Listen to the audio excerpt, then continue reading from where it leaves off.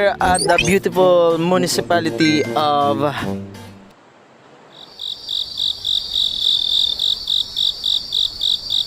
Magpet, Cotabato, and pupunta tayo sa Barangay Noah at maliligo tayo sa Mainit Hot Spring Resort. Let's go! Ampunan ako.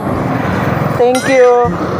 Magpet is one of the closest laganan for Cadapaweños and travelers alike. Because of its accessible location and scenic routes, it's an easy escape for the busy city. It's perfect for quick getaways without traveling too far. And for this vlog, we grab the basics. Hulings, seasonings, lighters, plus meat, at syempre, ang rice. Simple prep but it sets the vibe. Ready na for a good cookout. When traveling, it's not just about the place, it's about the journey. Magpet roads offer amazing mountain and nature views. The drive itself is already part of the experience. Ang pangalan ba yan ng resort is Girona or Rona?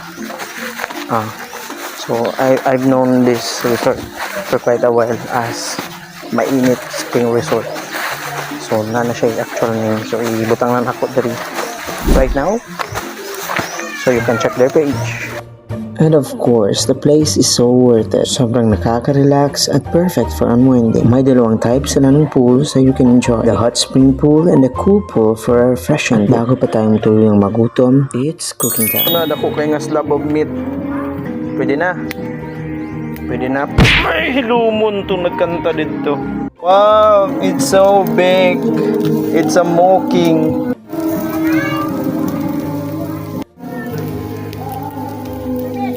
Wow.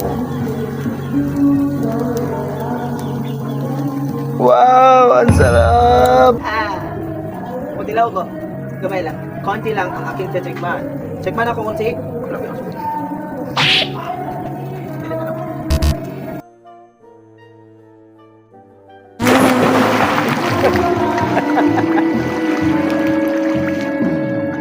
Nakakalo. Para on brand. Langoy nakakalo. Karon naman nakakita no, langoy nakakalo. Moments like this really makes you appreciate life and the simple joys around you. Maraming salamat po sa pagtangkilik at panunod ng aking vlogs and being part of the journey with us. Whether you want to relax or just chill with friends, it's the kind of spot that makes you slow down and enjoy the moment. Well, for now, it's eating time.